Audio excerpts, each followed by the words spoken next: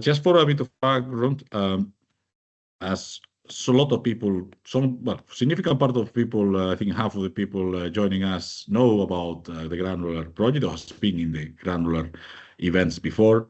Others not. So just should say that Granular is a project that try to, if I may say it a bit cheesy way, find the granularity of the data and trying to help make informed decisions. And we are developing methodologies. This is a project led by IAM, the Agriculture Institute for the Mediterranean, set in Montpellier. It's an international organization, which is one of the headquarters in Montpellier. Tristan Berchou, I think, is joining us today as well, is the coordinator. So we are developing new methodologies to try to understand at very local level and try to develop methodologies. A key part of that is the Living Labs. The Living Labs is essentially local case studies where methodologies are tested. In a way, they are real-life experiments where we can actually see whether the science that is being developed, the methodology that has been developed, actually makes sense.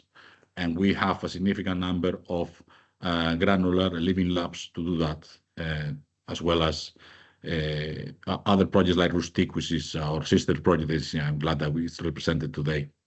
This is not the first time we discuss Living Labs. Last year, around this time, actually, we had a seminar called Living Labs in Rural Areas, How To. I very much recommend, if you are starting to do a Living Lab and want to understand the potential fails or mistakes or things that you need to have into account when you start doing a Living Lab, like basic methodological issues, very much recommend you go to our website, because you got there the presentations, the event report, and even the recording. And it's a very good starting pack for how to do a Living Lab. Today, 1 year later, this event trying to go a step further, because Granular is already, and Rustic as well, a relatively mature project. We are already in the 3rd year of implementation. So there's already lessons we have not, like last year, we were basically thinking about the things we are learning. Now there are first lessons we have learned, and we have a number of cases and experiences that are already based on the project that I think is a nice complement to the work we did last year in the previous Granular seminar. I think and for those of you who might be skeptical or about what the Living Lab is, I think it's very interesting to point out that if you look at the strategic documents the Commission is preparing for the future of research and a number of evaluations being carried out, you can see the prominent role Living Labs there have in Horizon Europe projects as real-life experiments to understand the challenges on the ground and try to co-produce solutions, which is something we are going to see in abundance during this morning session. So I think I'm going to stop it here, because I think my colleague Merve, who is the project manager of communication of Granular and dissemination, will take you through the rest of the agenda, and I'll see you later for the discussion. Thank you. Thank you very much, Serafin. So good morning, everyone, and welcome to today's session. So as Serafin was mentioning, I'm Merve Ndabwashi, and I'll be presenting all the speakers today.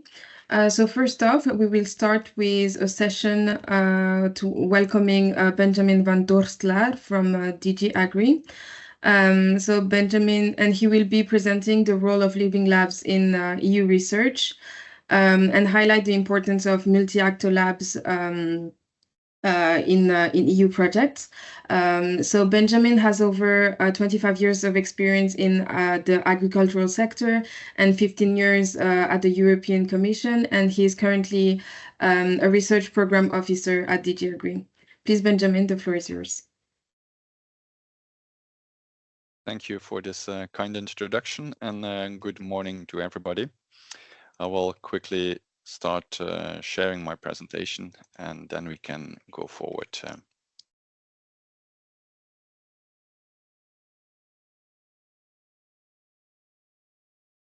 I'll just put it in. Okay, I hope you can see the full slides now of my presentation. So I'm currently a research program officer, and one of the topics I'm dealing with are the living labs in the soil mission.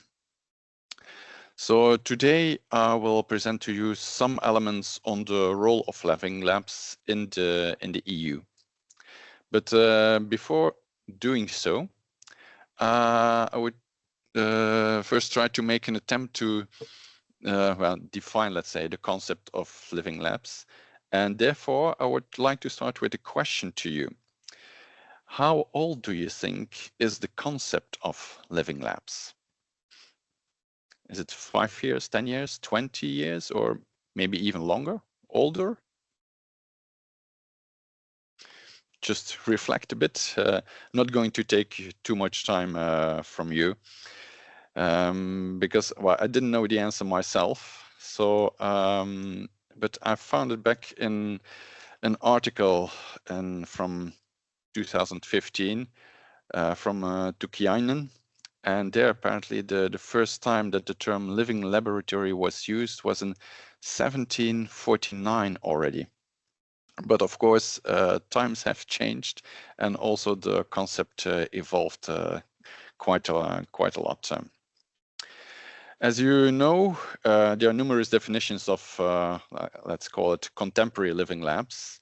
Even within the European Commission, the use of the word living lab is sometimes quite different from one research program to another.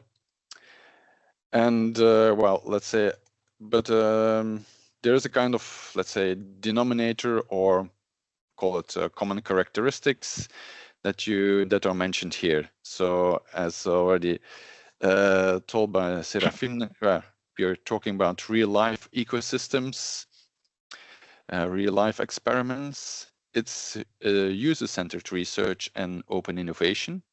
So it's taking into account what the user or end user, the challenges of them. A very important one is the approach. It's a co-creation approach from the start of the living lab, from the so together with all multiple stakeholders from diverse transdisciplinary backgrounds. So, and this list is probably not exhaustive, but I think the main characteristics are there.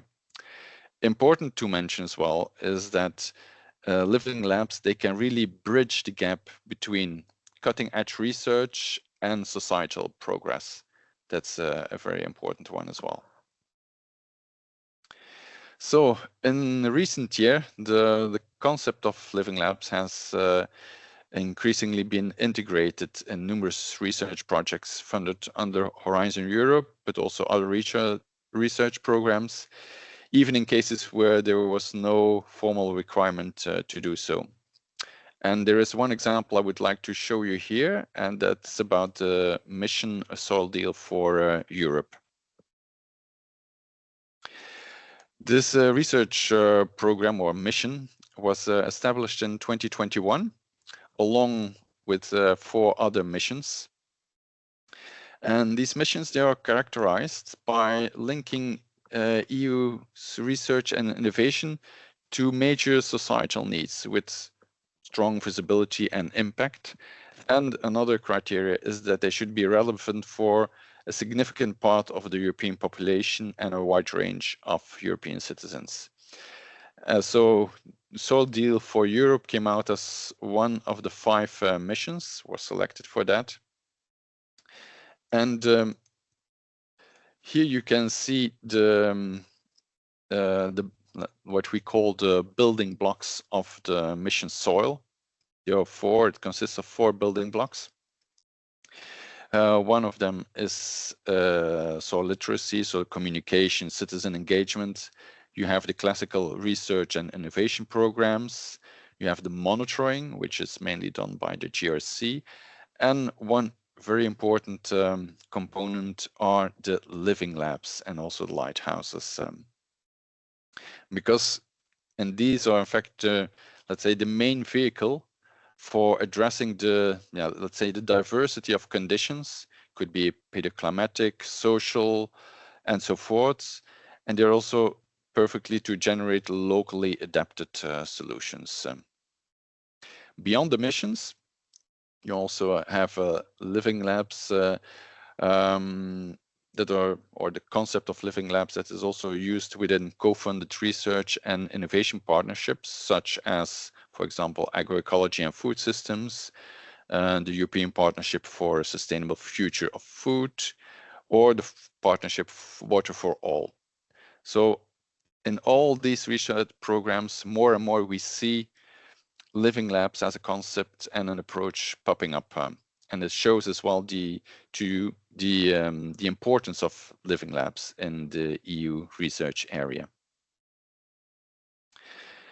Next question, of course, is why living labs? Why this approach? Why are people so fond of living labs?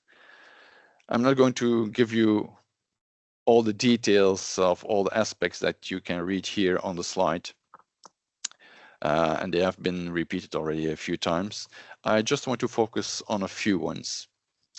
So as mentioned before already, living labs offer a real-life environment for co-creation solutions involving end users, all the end users, let's say, across the full innovation process. And therefore, living labs, they help in a way to de-risk innovation as well, meaning that the end product or the services are more likely to be suitable to the market or the end users by involving them already from the start of the innovation process. And that's a very important. Also, living labs, they provide valuable insights into the adoption process and the sustainability of innovations in the longer run. Another advantage of living labs is that they facilitate rapid iteration of the experiments and prototyping even of the technological solutions. And by doing so, it allows for a faster innovation cycle in many cases. And last but not least, living labs, as they include not only individuals, but bringing together all different stakeholders around the table, it drives as well societal impacts. And that's something that we don't see that much happening in other type of methodologies or approaches.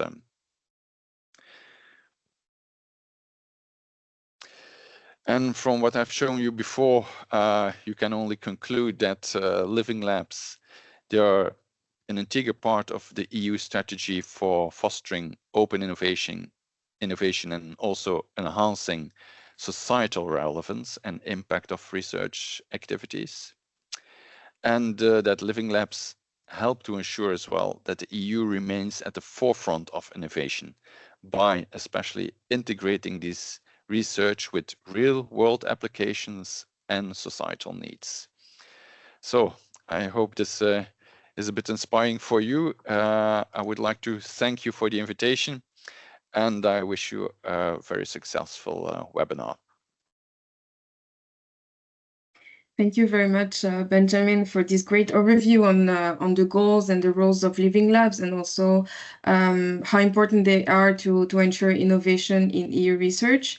So now that we have a better understanding of what living labs are, let's explore how they work in practice. So we will hear from two living labs that were developed within the Granular project. So they will share the ongoing work, their key results, and some recommendations. So first, let's welcome Agnieszka Curtis, who is the coordinator of the Polish Living Lab in Granular. So she's from the Kozlin University of Technology, and Agnieszka is an assistant professor who specialized in agricultural economics, risk management, and rural sustainability. Please, Agnieszka, go ahead.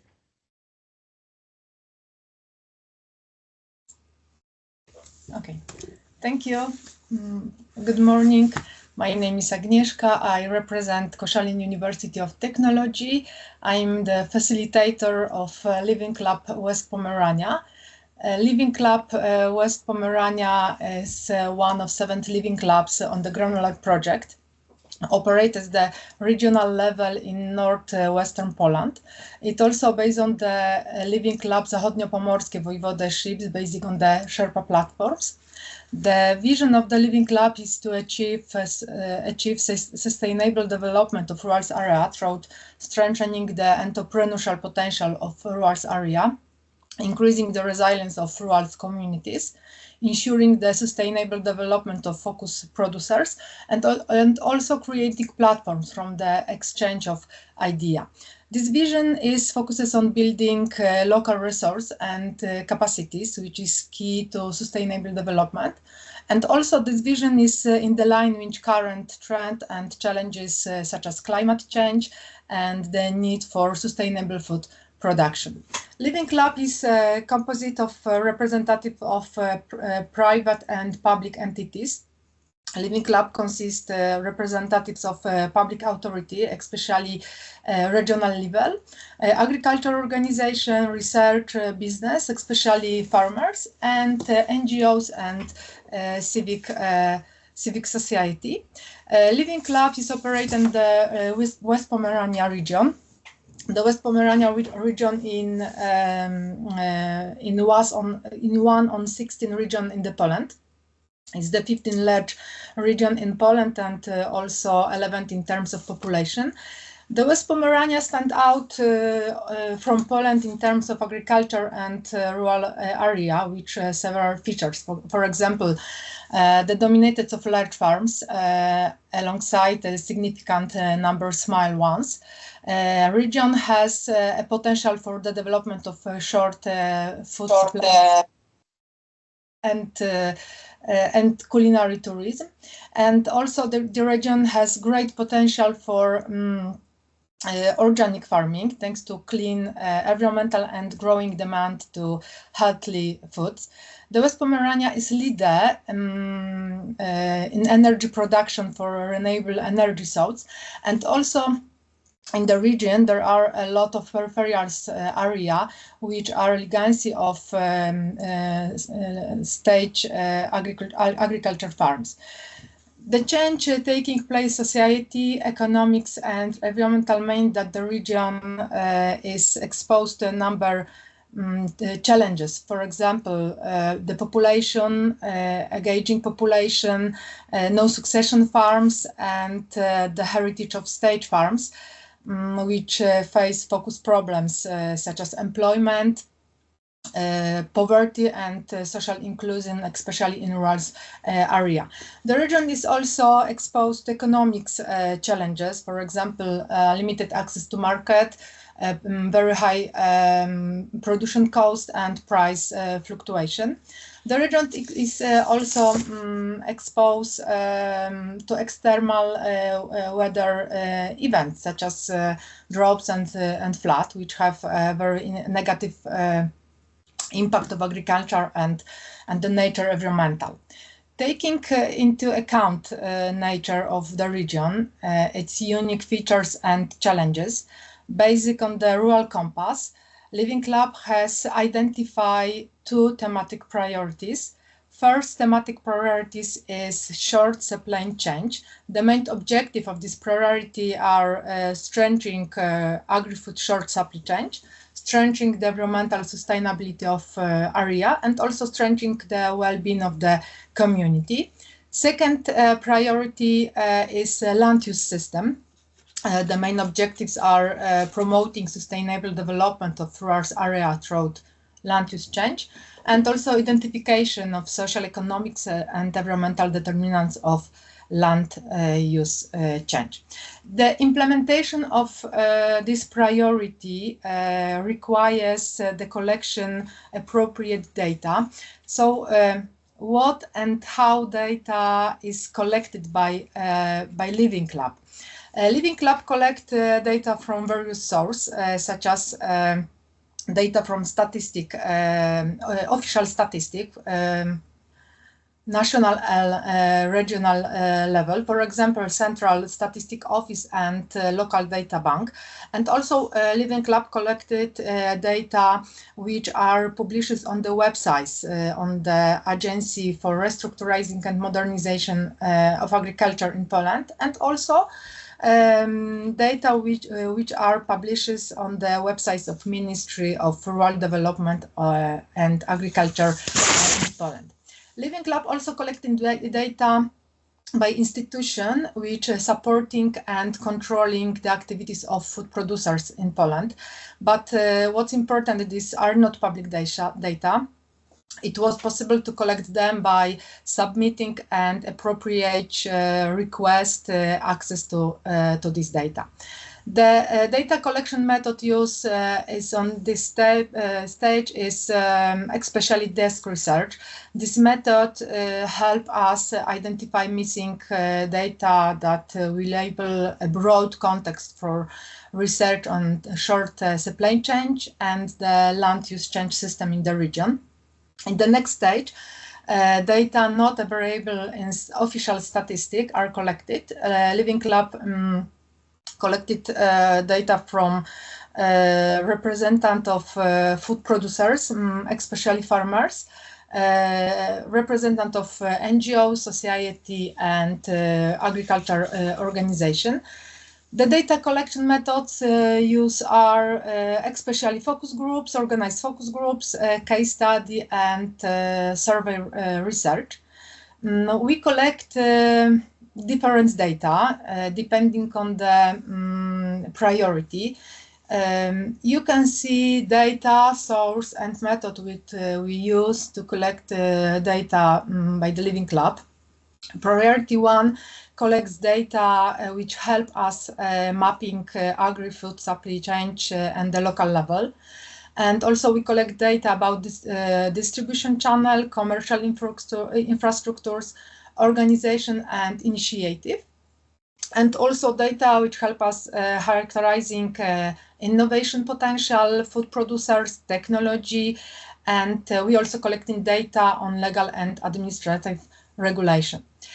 And the second priority collects data which help us identify practice for sustainable land management and also sustainable food livelihoods.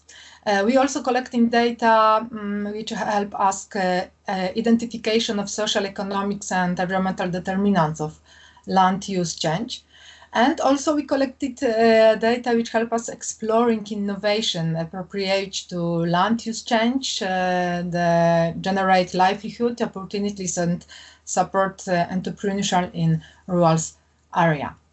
The next slide you can see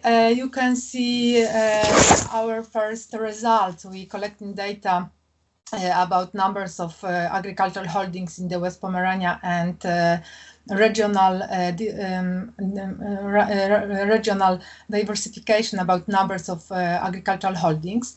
We also collecting data about numbers of farm who selling their own agricultural producers and regional differences about these entities.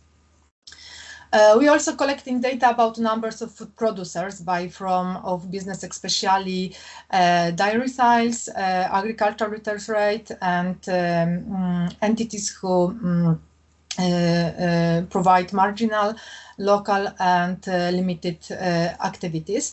We also check how is regional difference between numbers of these entities. So we also collecting data about structure of products and also structure of food production, which are sales, which marginal, local, and limited activities, and also which are selling as direct sales and agricultural return trade. We also collected data about marketplace. It's a place where food producers, especially farmers, sell their product. We also collecting data about operate these markets, and also change between numbers of markets and place for small scale silos in the West Pomerania the last year.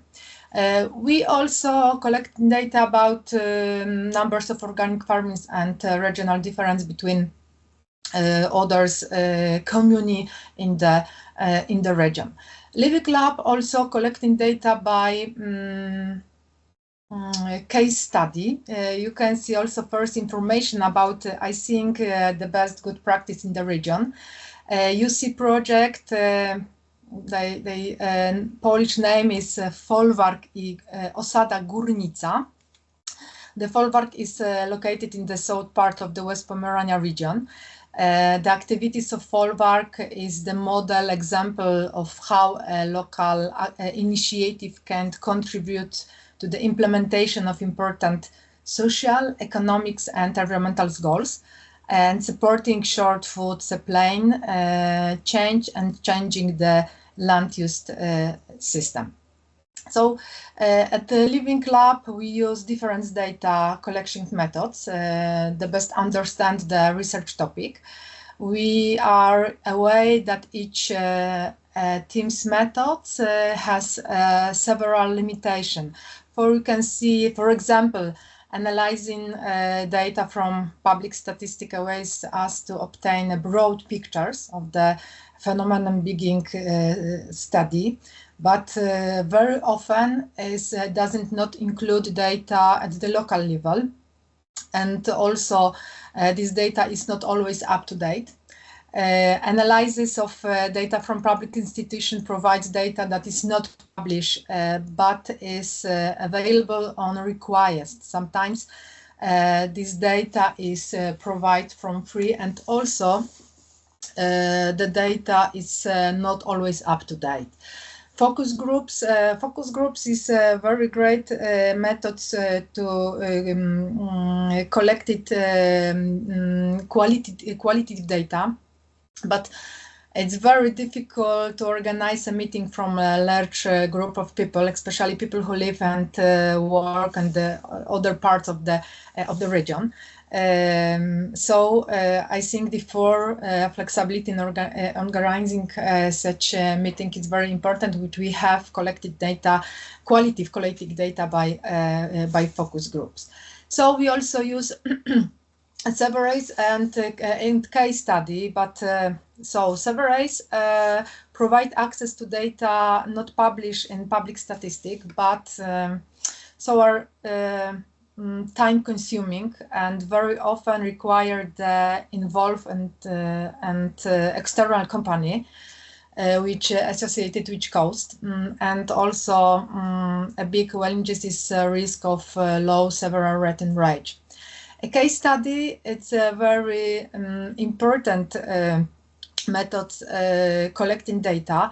A case study allows from detailed analysis of specific case, but requires a lot of time, and sometimes multiple meetings to collecting all the information, and also use a very different methods to collect data.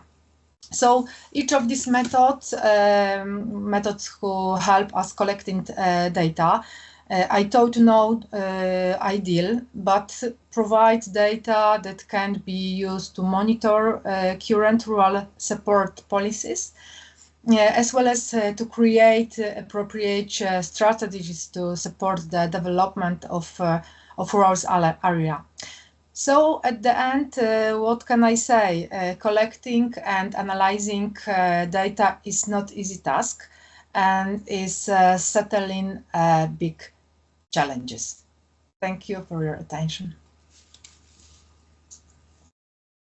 Thank you very much, Agnieszka, for sharing your work.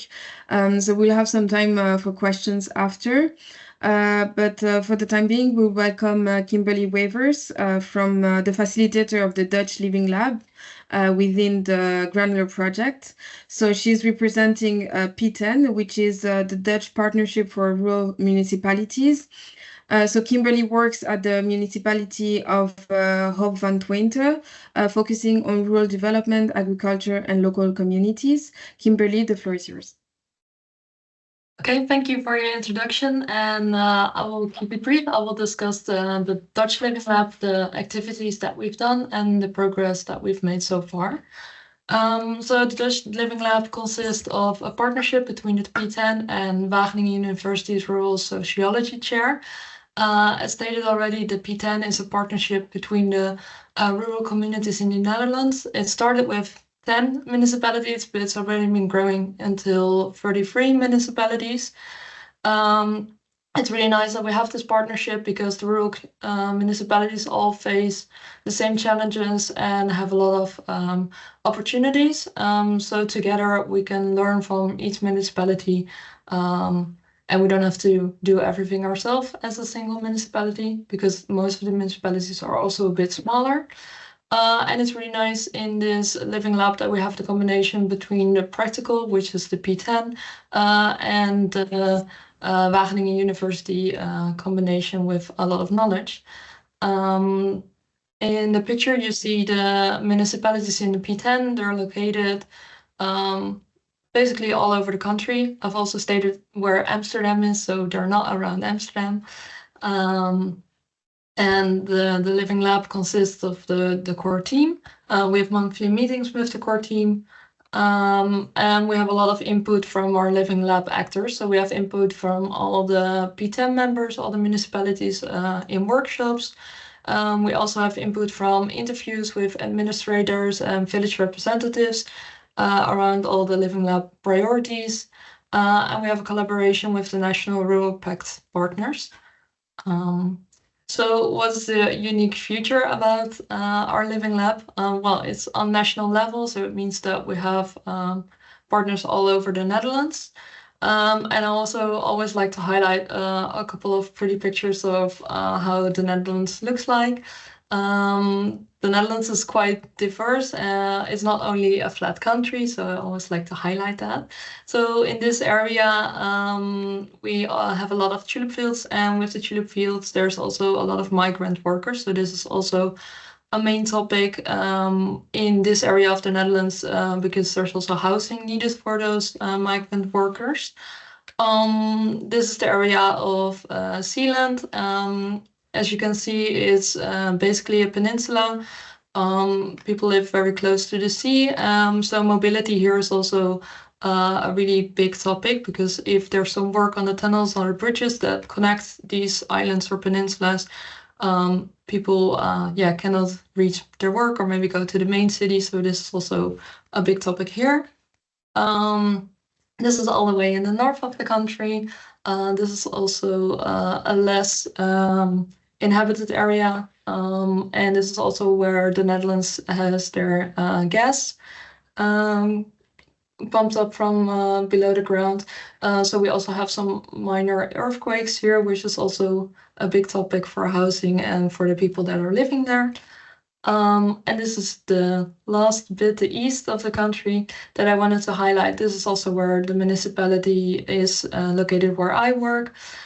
Here, tourism is really big, and we see that here in this area, there's a lot of small villages, small communities all over the countryside. It's a major rural area with a lot of cattle. But it's now shifting more to arable farming, which is also brings all different discussions. Of course, the Netherlands is not only white and beautiful and as you can see everywhere, because the Netherlands are actually a really crowded country. So to show you a bit more how the villages in these areas looks like, the villages are quite close together, so these give you a little bit of an idea. Also, the picture on the right below shows you the rural area is really a mix. So there's a lot of houses in between. There's a lot of small farms in between. So it's really, really quite a crowded country, and not only the open, beautiful landscapes that I showed you before. So yeah, the Netherlands is actually quite diverse. And the priority of our Living Lab that we first decided to focus on is the basic services, because all these rural communities, of course, need some basic services. They need care, they need schools, they need transport to get to places. So what we first did is make an inventory of the data that's available, because in the Netherlands there's actually a lot of data available on how far we are located from our basic services. And then we decided to check if this data is actually used for municipalities, and how we can improve this data collection. So we also had some interview with rural municipal administrators and some village representatives as feedback on this data that was already available. And all this data is bundled into a report. So this is the report. It's a Dutch report because it's written for the Dutch municipalities of the P10. And this report highlights the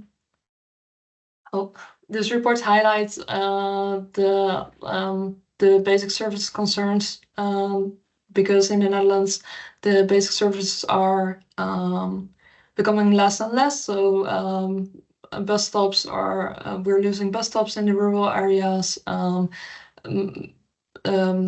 Hospitals are located more into the city centers instead of in the villages.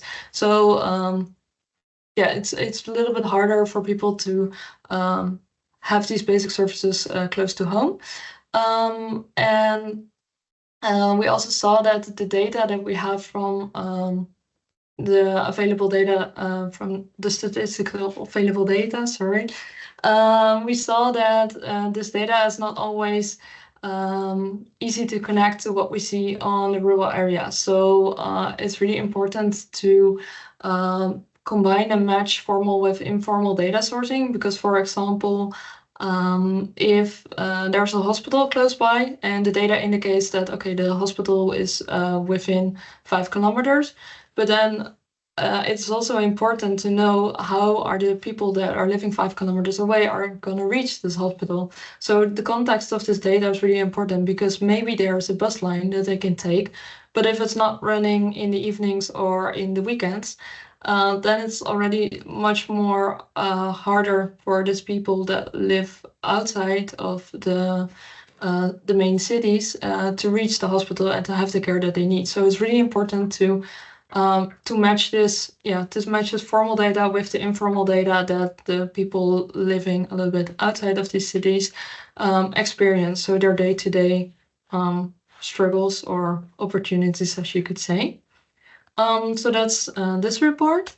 And the second priority that we have in our Living Lab is the focus on rural proofing. So this picture that I have here is probably how most people imagine the Netherlands. A little bit more crowded. This is more of an urban area, of course. You still see, if you look closely, 2 windmills in the back, so it's definitely the Netherlands. But the Netherlands is experiencing a housing crisis at the moment. It's really difficult to buy your own property. Especially in the city, but it's also getting more and more difficult in the rural area to find your own place. Especially in the rural area, houses are quite expensive because they're generally a bit larger and you have a little bit of more land. This is the very typical house that you can buy in the Netherlands, in the rural areas or in the communities and the villages. And we wanted to see, like, okay, we wanted to rural-proof the rural housing policy to see, okay, we need to build more houses in the Netherlands. There's space in the rural areas, but does the policy also really help the rural areas to improve in general? So we wanted to see, okay, can we combine this in our main focus point. So we want to focus on the national housing policy for rural proofing in line with the granular methodological approach that we've already done, and how we want to see how we can improve this housing. is that we want to organize some workshops with the P10 municipalities, because every P10 municipality needs to build more houses, so it's relevant for the whole of the Netherlands, basically. And we wanted to see, like, do they have examples of good policies? Do they have examples of opportunities, or do they already have good examples on what kind of houses can be built and what kind of initiatives are out there? So we want to make an inventory of these promising housing-related rural-proofing initiatives together with P10 municipalities, so the P10 municipalities can also learn from other municipalities what is already done, and maybe they can copy it to their municipalities. And we also want to identify what makes these initiatives a good initiatives, and how and what are maybe limiting factors that we can still learn and improve on when we look into this rural proofing of the housing policy. So yeah, that's really quickly what we've done and what we want to do the coming years in the Granular project. So thanks for listening to my talk. Thank you very much, Kimberly. So now we will move to the panel discussion, where we will discuss the role of data in driving innovation across living labs. So Kimberly, you can stay here because you're part of the panel, and then we'll also welcome Marite Guevara and Andreu Blanc from the Osana Living Lab in Spain, which are part of the Rustic project. So Marite has been leading some interdisciplinary education and citizen participation initiatives across Europe, and she coordinates the Osana Living Lab in Rustic, which focuses on rural transformation and innovative data collection strategies. And Andreu is a technician in the Osana Living Lab, and he's involved in the data collection and fieldwork, and he has expertise in geographic information systems. Please. So now I would also welcome Serafin to take the floor, as he will be leading the discussion. Thank you, Merve, and particular welcome to Marite and Andreu.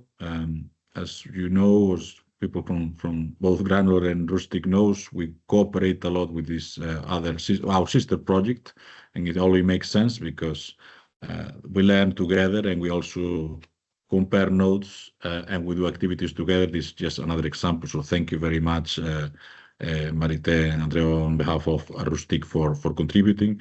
From the point of view of the Osana Living Lab, I think before we start the discussion, maybe it's a time you could briefly describe the role of the data-driven approaches in your Living Lab, and more essentially, what your Living Lab looks like, as to put everybody in context before we start the discussion. So feel free to go ahead, Marite or Andreu. Thank you. Yes, let me give you a little bit of a context of what is our Living Lab and where it's located. Basically, in Rustic, we have 14 Living Labs, and 2 of them are in Spain. Our Living Lab is in Catalonia. It's in a town, in a village named San Miquel de Balañá, and it's in the Osona County, which is in the center of Catalonia. And then this village has a story that is linked to the railway expansion and to a train station, because it has a train station that fosters the development of that town.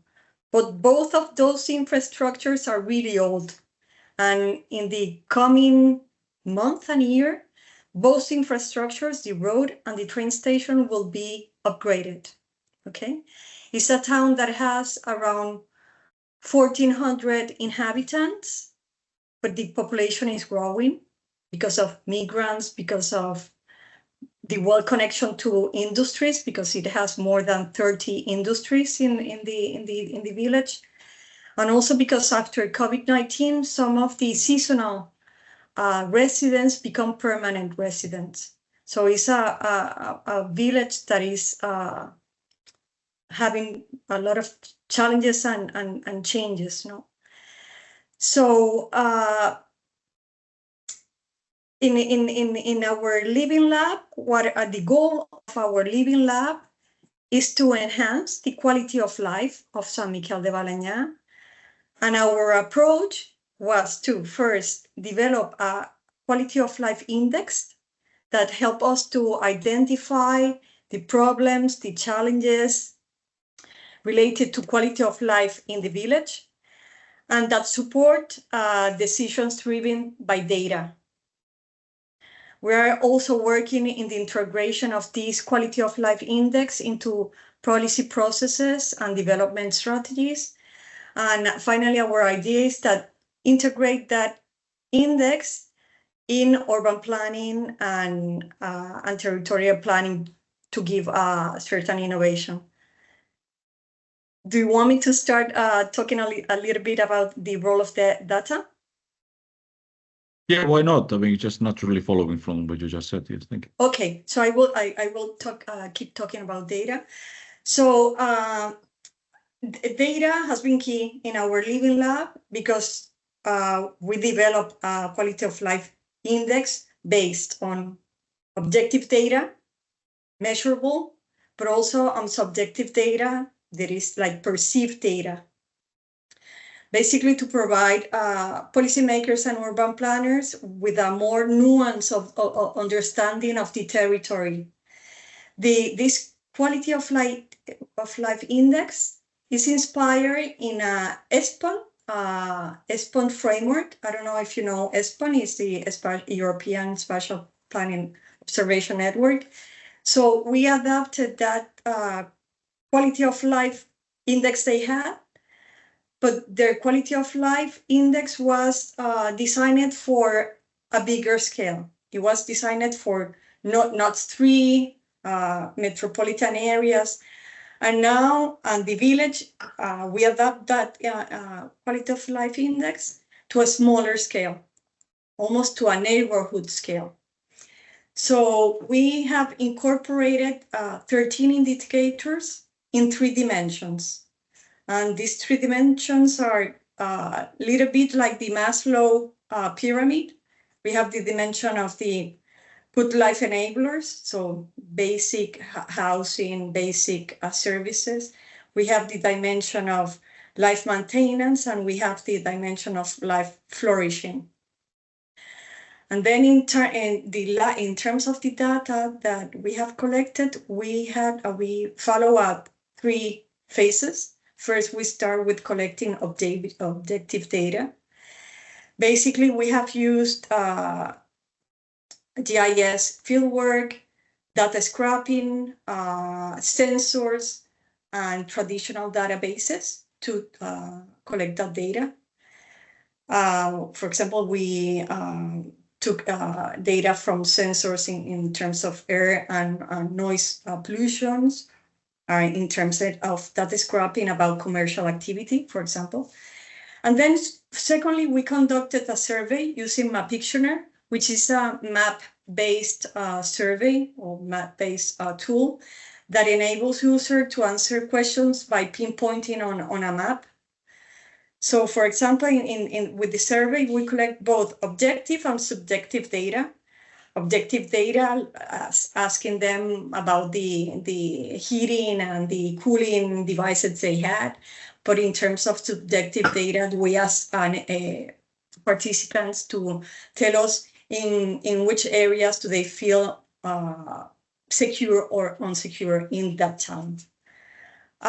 In the third phase of the collection of data, we organize a participatory process using a photo elicitation methodology, where we offer participants many pictures, and we ask them to choose the pictures that evoke them a negative or a positive emotion, and then they place that with a red or green dot that emotion in an ortho photo map. And we did that participatory workshop basically as a way to validate the objective and the subjective data collected before.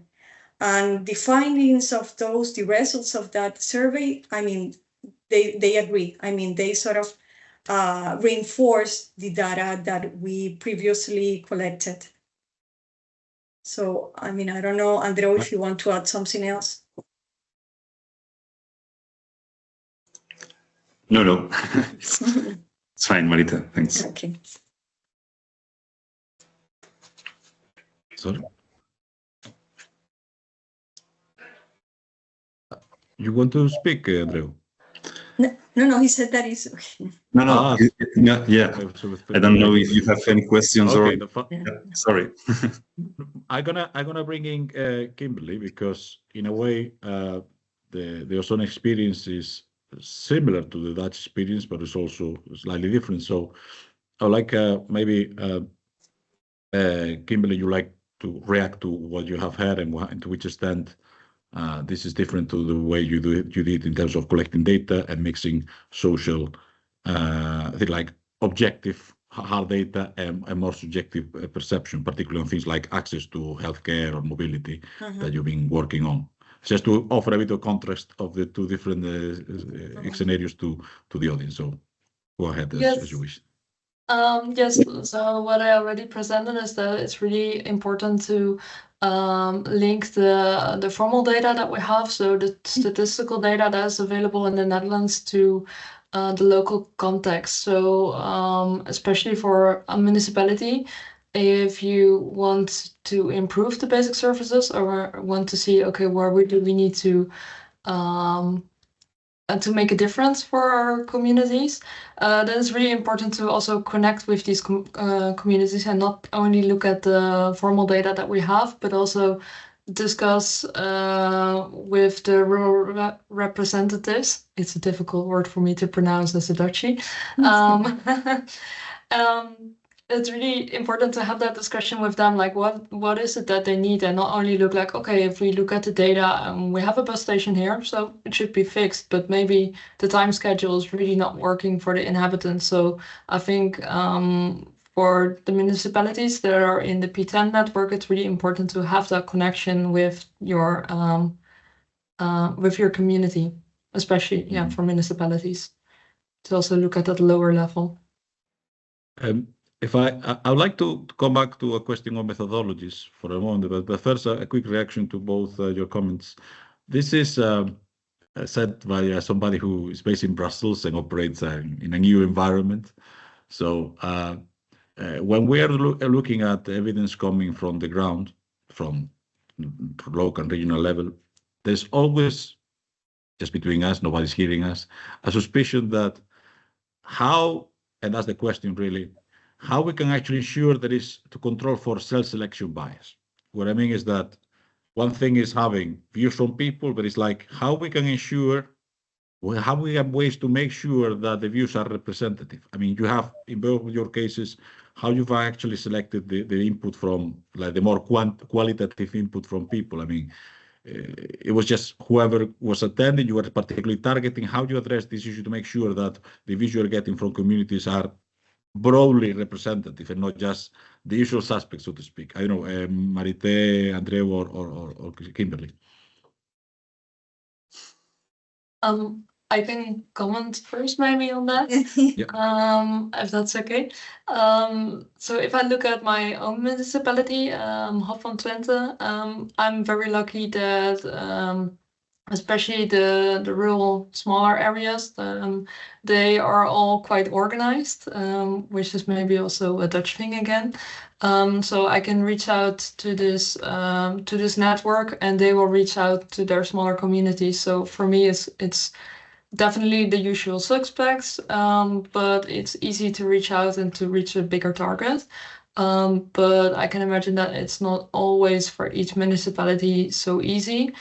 So I think it's basically just trying to connect to people to try and have a network. So you start with your usual suspects, and then hopefully more people will follow, and they will discuss it at home if you have an idea, and then you get more feedback. But that's my experience so far. So maybe you can. In other words, and that's the political scientist in me, the Polder model of consultation makes it very easy because there's already some background conditions in the social capital of the country and the way society works that makes living labs, let's think of something else, more easy to do. So I'm from Spain, like colleagues from Catalonia. So I think in terms of social capital, it works differently, in better and worse, depending on what you're talking about. So how does it work in Catalonia, at least in Osona, in the specific case of Osona? The same question. Andreu, go ahead.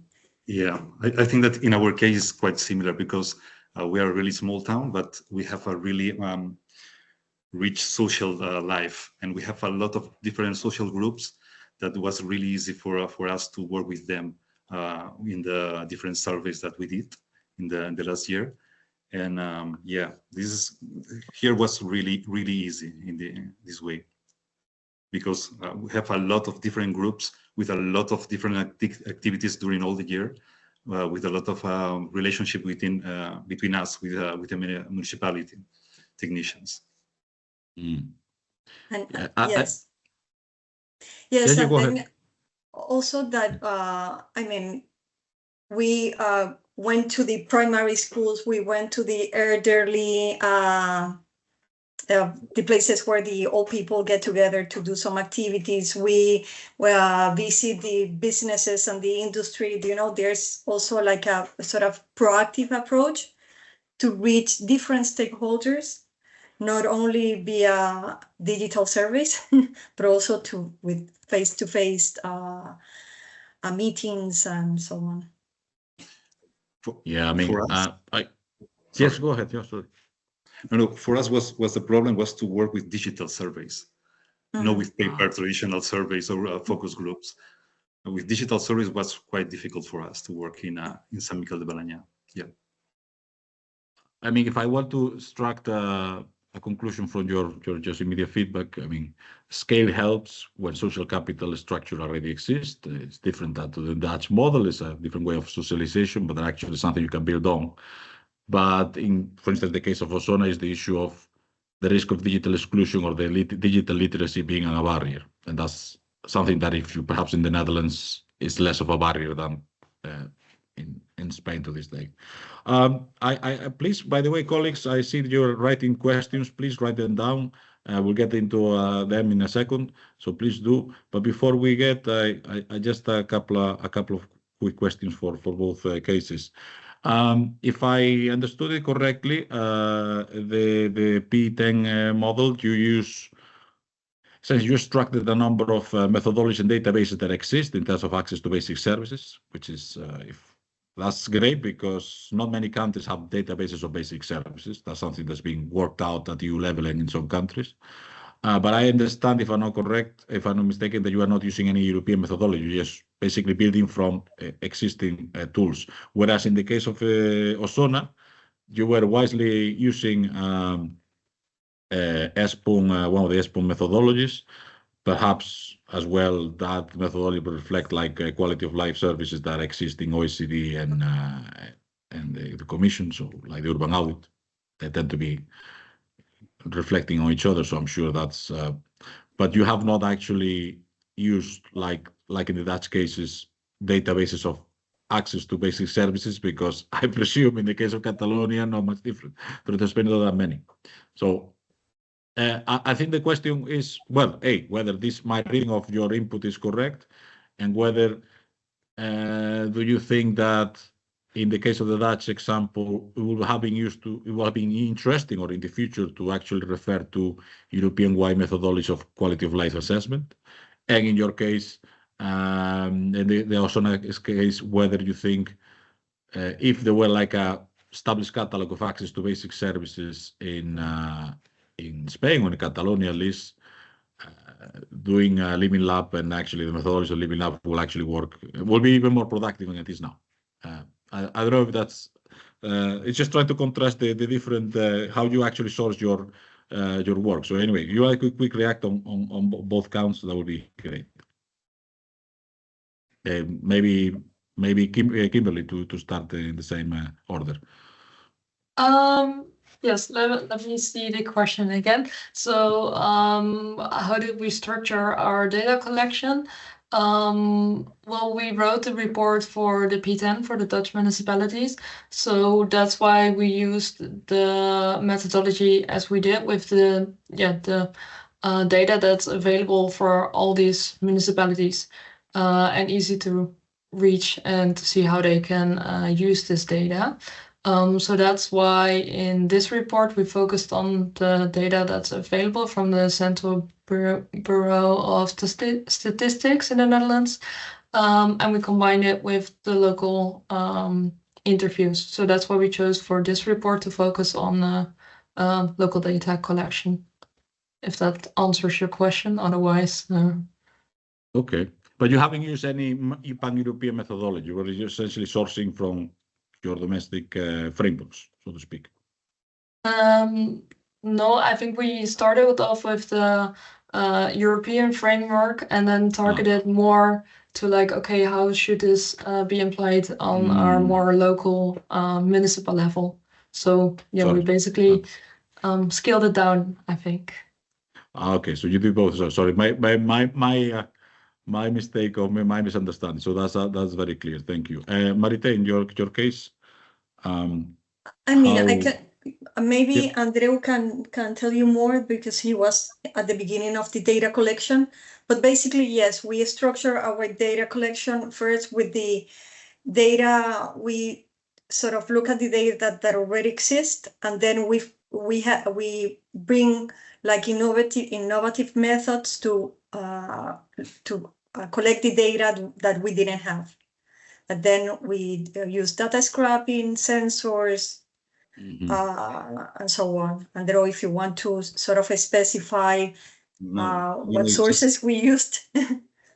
No, just the SPON methodology uses data available, but our main goal was to see the index of quality of life inside the town with the different neighborhoods, and then we have to search for new data that is not available in the normal basis. And then this is why we did a lot of field work, a lot of GIS analyze, or at the end we did the survey, because we don't have this data at this level, at this low level. Exactly. Okay. Yes, just to add something is that San Miquel de Balañá is part of the another municipality, a bigger municipality, and all the data that we could find, it was in the municipality scale, and we didn't have data on a lower scale, so we have to look for those data. So we have to find the way to find that. And if we manage. And that's my last comment. You manage is a great thing, because one problem we have very often in EU policy making is that the data is not very good. So I guess my last question is, and also in Quentu, is as you respond, any advice you like to give to people that people would like to do similar work than you, that would also welcome if you could. But to how replicable the methodologies that you are testing, and the fact that you're actually using proxies for identify that data, how replicable it is that the experience you're doing in Osona could be in other parts, at least in other parts of Catalonia in Spain, and potentially EU-wide, but at least for Spanish context, just to make it easy to answer. And the same for the case of Kimberley, although I think in the case of Kimberley will be, my impression will be easier to extrapolate your methodologies elsewhere. But anyway, just final comments on that, and any advice you'd like to give to colleagues before we go on to the questions from the audience. Kimberley, do you want to start? Yes, sure, then I can start.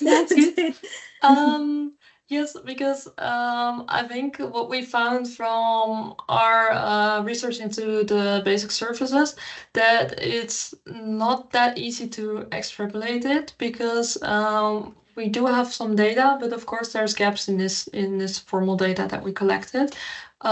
So from the interviews that were conducted, we saw that it's really, the local context is very important. So for one village or community, it can be no issue that there's maybe no bus, because maybe they arranged it in a completely different way. So, for example, the neighbor of this old lady is doing groceries for her, so she doesn't need to have the bus because there's something else in place that gives her this transport or these opportunities. So we really found that the local context is really important. So yeah, for the data, it's not easy to just look at the data that is available, because without this context, you can't really, well, not really not use the data, but there's definitely gaps in how you can read the data. So it's not always that easy to just say like, okay, we have a lot of data, so we can make a perfect plan how to improve the basic services in the Netherlands, because there's still gaps, and the local context is really important, especially in these rural areas. Yes, I mean, in our case, I think that is scalable or replicable, the quality of life index. I think that the design of it is replicable. The point is that, I mean, depending on the location, you have to look for different data sources, you know. And for me, that is a recommendation to leverage the diverse data collection, use traditional and non-traditional methods to find that data. In our case, we use, as we have said, data scrapping, sensors, things like that. I think that is also very important to engage citizens early and continuously. Because in that way, I mean, one of the barriers that we have noticed is that sometimes for the policymakers, they don't feel that they feel, because it's a small town, they feel that they know everything, you know. And when you sort of engage citizens early and continuously, you find information that they don't know. And I think that that's very important to have a continuous process where their citizens participate, and that's the associations, the business associations, different types of the industry, because you can get richer information. In our case, for example, we use in the village they have a newspaper that is published bi-monthly. And then we sort of separate like 2 pages in that newsletter to sort of announce, like asking for information, but also offering the findings that the data collection has brought us. So they are constantly updated on the experiment and on the living lab, and that makes people like more interest, and at some point the policymakers also get interest in the process, you know. So I think that that's something that is really important. Also, what I think that is really important in terms of replicability is to bring to the living lab like a broader governance structure. In our case, I mean, we brought the Barcelona Provincial Council because that town is part of the Barcelona province. So, and that governance structure, they have like more than 300 municipalities that they assist in urban and territorial planning, giving them technical, legal, and financial funding. So if you bring some structure like that governance structure, then the replicability is easier. So that's basically those are my main recommendations. I don't know, Andreu, if you want to add something more. No, it's just we are a really small municipality. We are 3 people working now today, and when we have time like now, we have, thanks to Rustic, we have time to where we have a really limited strategic vision. But now, thanks to Rustic and thanks to the results of the quality of life index, we have a really good time to stop and to rethink some strategies. And I think it's a really good thing to is really scalability to other places. But we need time to do that, to do this. And sometimes it's quite difficult here. Well, if I get incorrect, it's important to have a broader framework, and you both cases you are. Soit le 24, soit le 25. Donc, on dit,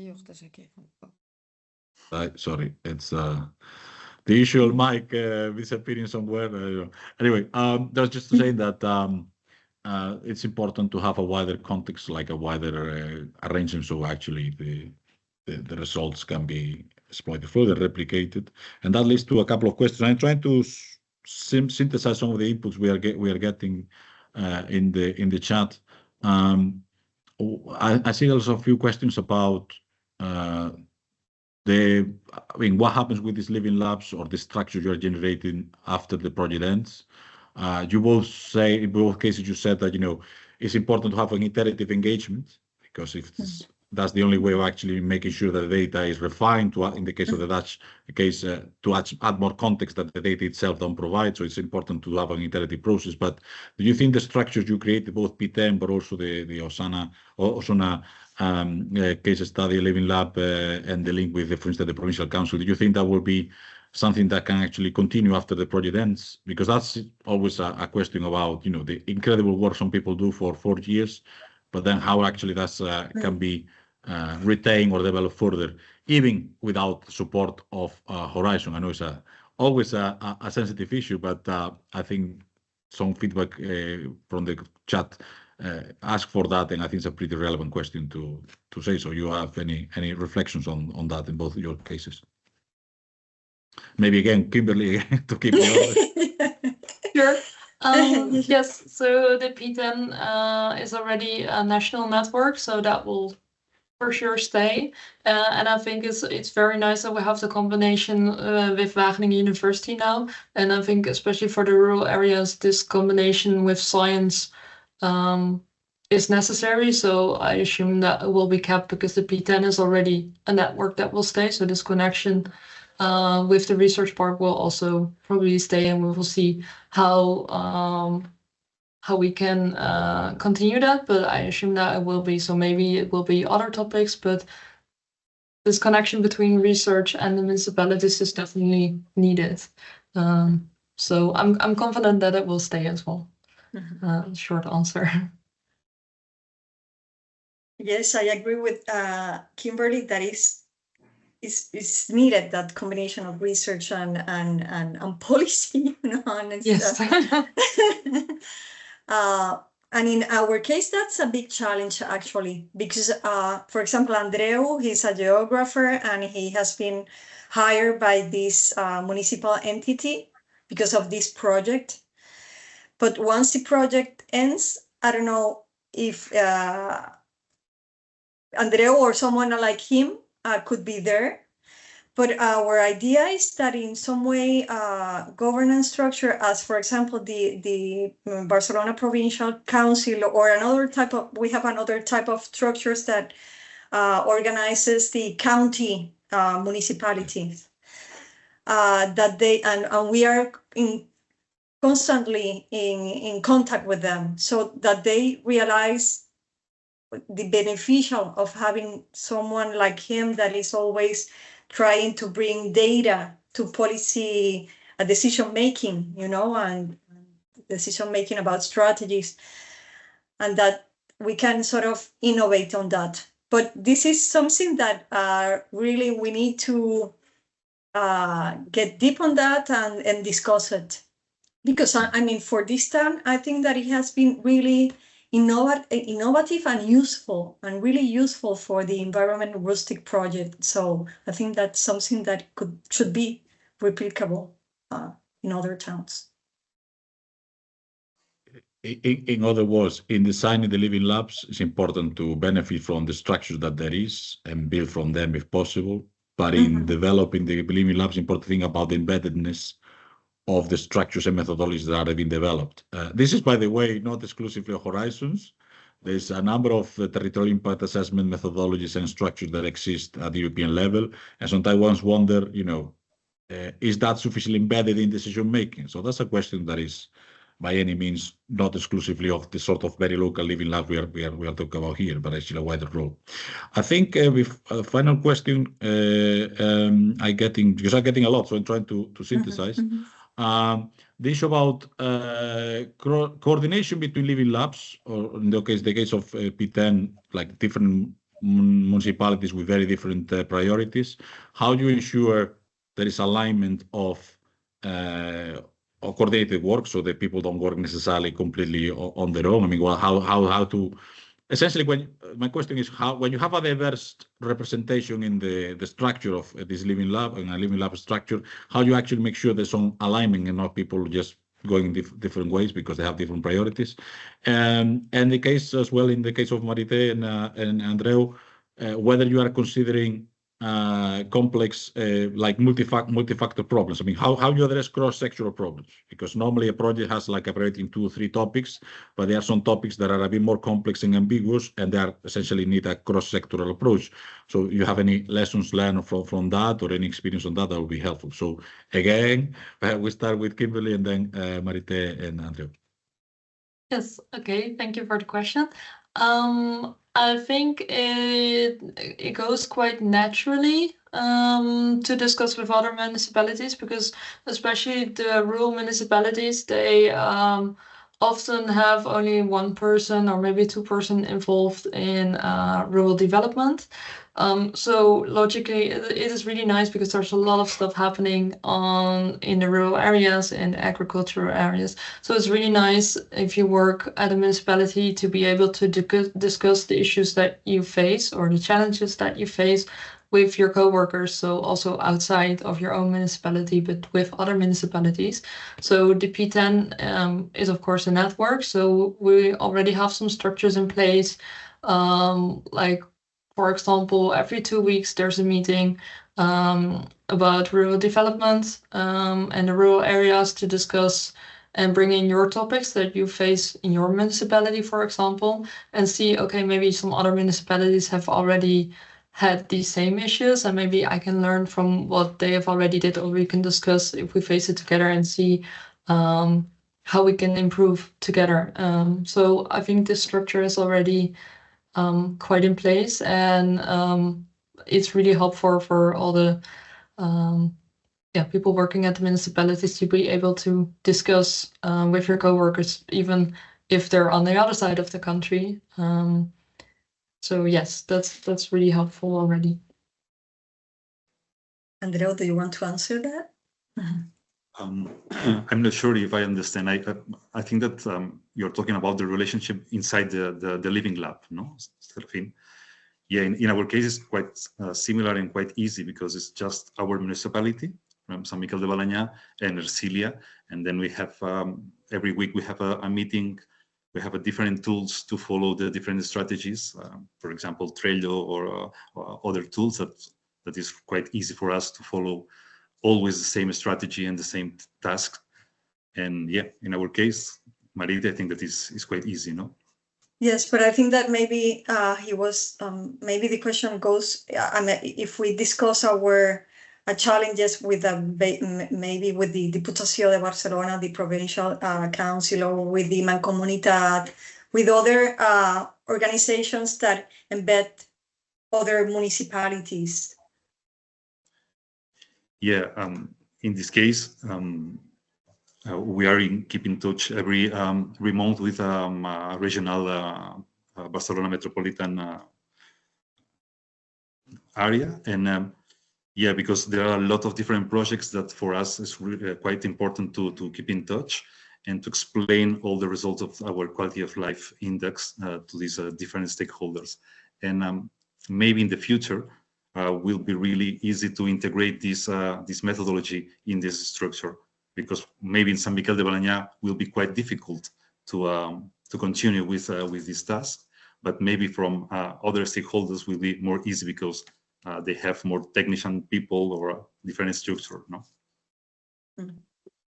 And maybe to add to this as well, because Marita, you already pinpointed that it's really important also to give back all the information that you collected to the community. And I think that's also really important in these kind of projects, because you collect a lot of data, you're doing a lot of work, and you make all these connections.